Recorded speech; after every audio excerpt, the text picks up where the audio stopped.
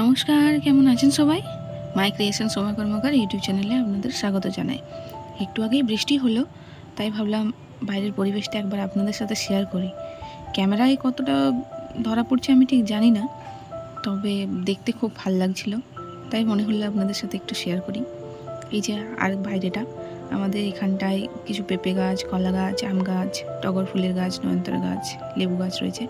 আর আমার ছাদে রয়েছে এই যে অ্যালোভেরা, চন্দ্রমল্লিকা, রজনীগন্ধা।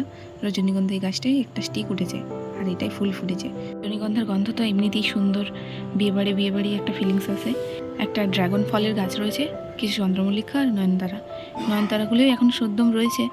গাঁদা ফুলের গাছগুলো ছিল, এই গরমের সময় মরে গিয়েছে। এখানে একটা কারি পাতার গাছ রয়েছে, আর কিছু নেই। এদিকে ছাদ থেকে আমাদের রাস্তাটা একটু দেখিয়ে দিই আপনাদের। সুন্দর সবুজ মাঠ, ওই যে একজন ঘাস করছে ওখানে। ভিডিওটা দেখার জন্য অশেষ ধন্যবাদ।